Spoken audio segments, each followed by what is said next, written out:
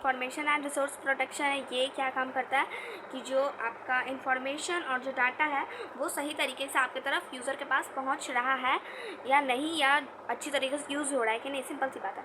फिर उसके बाद आता है हम लोग का प्रोवाइडिंग यूज़र इंटरफेस एक्सप्लेनेशन। इसके अंदर क्या होता है, ये वे होता है जहाँ पर जो यूज़र्स को अलाउ किया जाता है कंप्यूटर के साथ इंटरसेक्ट करने के लिए। ओके, फिर उसके बाद हम लोग आ जाते हैं यहाँ पे an operating system has two parts.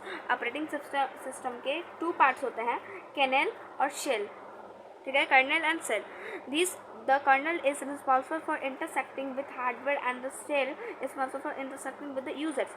इसमें क्या होता है, जो कर्नेल है वो कंप्यूटर मतलब मीन्स हार्डवेयर के साथ तो ये इंटरसेक्टिंग में ये रिस्पॉन्सिबल लेता है, मतलब हार्डवेयर के साथ ही कनेक्ट होता है। ठीक है, और बट जो शेल है वो यूज़र के साथ कनेक्ट होता है। ठीक है, the shell act as the command interpreter which takes the command from the user, interpret them and take action accordingly. Shell provide the user interface.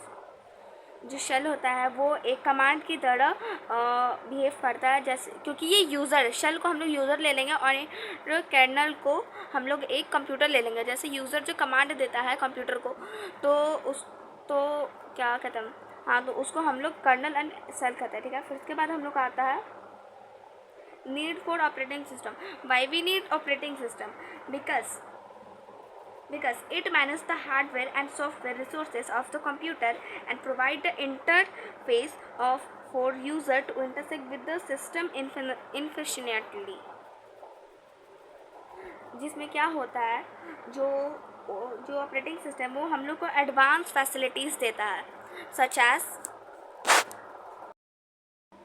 The facilities convenient access to hardware.